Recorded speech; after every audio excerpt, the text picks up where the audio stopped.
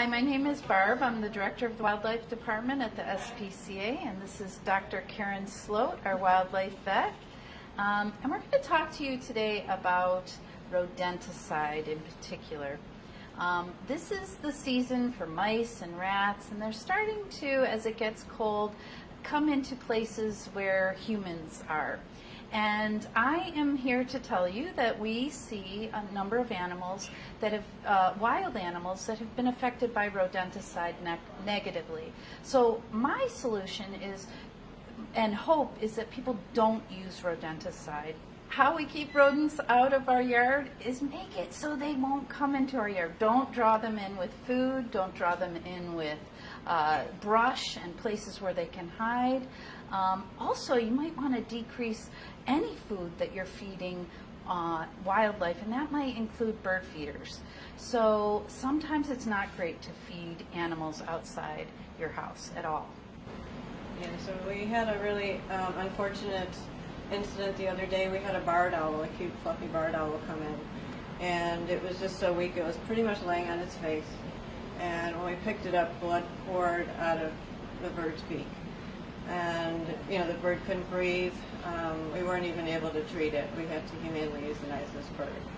And after we put the bird down, we were suspecting rodenticides. And there are a type of rodenticide that will actually keep blood from clotting, so they're going to bleed out.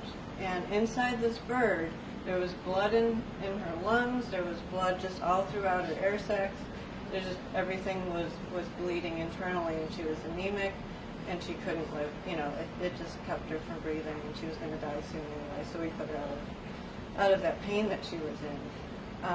But what happens with owls is they don't eat the rodenticide directly, they'll eat the rat.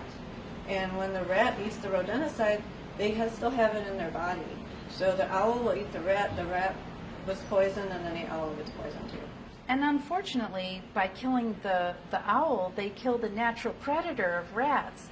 So what we want to encourage are more natural predators, more owls, more of these animals that will sort of work like nature intended to keep that rat population at bay.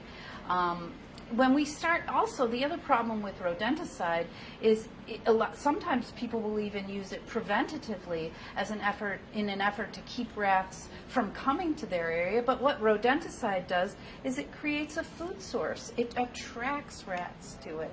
So let's think twice before we go and use poison to get rid of mice and rats from our area as they start to come in, because it's getting cold and they're looking for warm spots.